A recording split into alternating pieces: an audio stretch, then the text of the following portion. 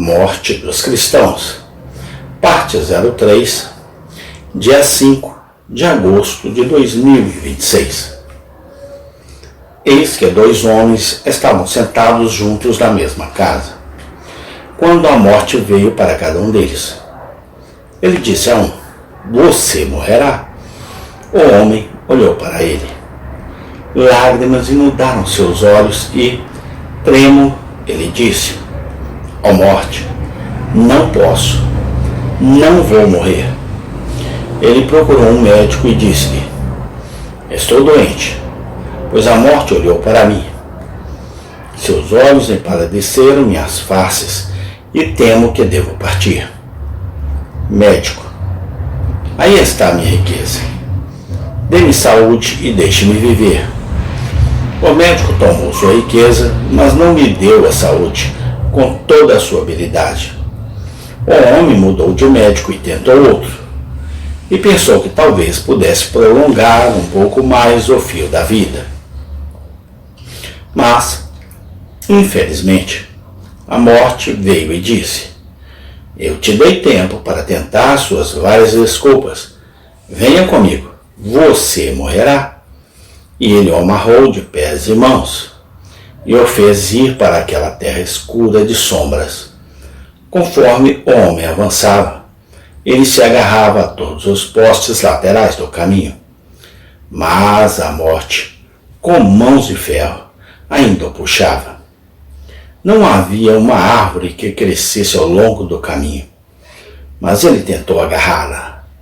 Mas a morte disse: vamos, tu és meu cativo e morrerás. E involuntariamente, como o estudante retardatário que vai devagar para a escola, assim traçou o caminho com a morte. Ele não fez assim, foi traçar a estrada com a morte.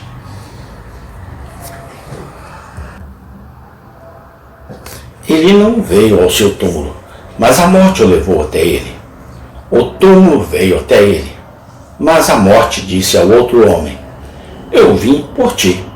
Ele respondeu sorrindo: ah, morte, eu te conheço. Já te vi muitas vezes. Mantive comunhão contigo. Tu és o servo de meu mestre. Vieste me buscar em casa? Vá, diga a meu mestre que estou pronto, sempre que ele quiser.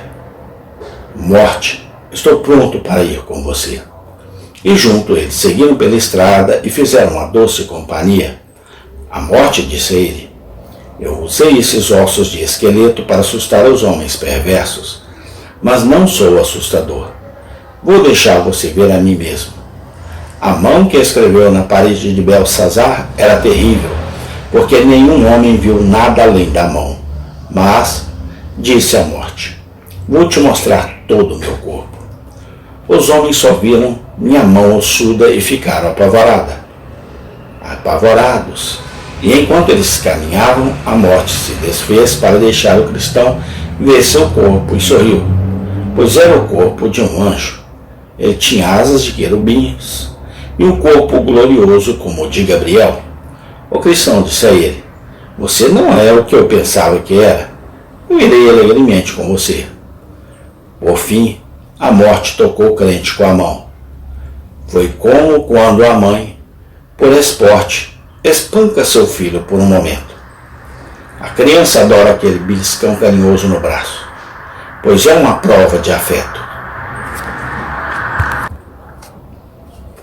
Então a morte pôs seu dedo no pulso do homem e o parou por um momento. E o cristão se viu pelo dedo bondoso da morte transformado em espírito. Sim, achou-se irmão dos anjos. Seu corpo havia sido etéreo, sua alma purificada, e ele próprio estava no céu. Você me diz que isso é apenas uma parábola, mas deixe-me dar-lhe alguns fatos que irão apoiá-lo. Contarei a vocês alguns dos ditos de santos moribundos no leito de morte e mostrarei a vocês que, para eles, a morte foi uma visita agradável, da qual eles não tiveram medo. Você não vai desacreditar nos moribundos. Era ruim fazer a parte do hipócrita em tal momento. Quando a peça terminar, os homens tiraram a máscara, e assim como esses homens, quando eles morreram. Eles se destacaram na solene realidade nua. Primeiro, deixe-me contar o que o Dr. Owen disse. Aqueles célebres príncipes dos calvinistas. Embora suas obras sejam encontradas, não temo que falte aos homens argumentos para defender o Evangelho da graça gratuita. Um amigo ligou para dizer ao Dr. Owen que ele havia colocado para imprimir suas meditações sobre a glória de Cristo. Houve um brilho momentâneo em seus olhos lânguidos quando ele respondeu: "Estou feliz em ouvir isso." "Oh", disse ele, "o tão desejado tempo finalmente chegou, no qual verei aquela glória de uma maneira diferente da que já fiz, ou fui capaz de fazer neste mundo." Mas, você pode dizer, este homem era um mero teólogo. Vamos ouvir um poeta falar. George Herbert, depois de algumas lutas severas, e tendo pedido a sua esposa e sobrinhas, que choravam em extrema angústia, para deixar a sala, ele entregou seu testamento aos cuidados do Sr. Woodnut, clamando: "Estou pronto para morrer, Senhor. Não me abandone agora. Minhas forças falham, mas conceda-me misericórdia pelos méritos de meu Senhor Jesus. E agora, Senhor, recebe a minha alma." Então ele se deitou e expirou sua vida para Deus. Assim morre o poeta. Aquela fantasia gloriosa dele, que poderia ter retratado tantas coisas sombrias se quisesse, foi preenchida apenas com a visão arrebatadora dos anjos. Como ele mesmo costumava dizer: "Acho que estou ouvindo os sinos da igreja do céu tocando. Me parece que ele os ouviu quando chegou perto do Rio Jordão." Mas você dirá: um era um teólogo e o outro um poeta. Pode ter sido tudo fantasia. Agora aprenda o que um homem ativo, um missionário, disse. Ele disse: "Estou quase na eternidade, com seus santos anjos." Isso é o que Brainerd disse. Aquele que considerou todas as coisas como perda pela excelência do conhecimento de Jesus Cristo e foi entre os índios selvagens e sem instrução para pregar o Evangelho. Mas é possível que você diga: estes eram homens de tempos passados. Agora você terá homens dos tempos modernos. Amém. Tem continuação. Obrigado, Senhor Jesus Cristo, hoje e sempre, eternamente. Amém.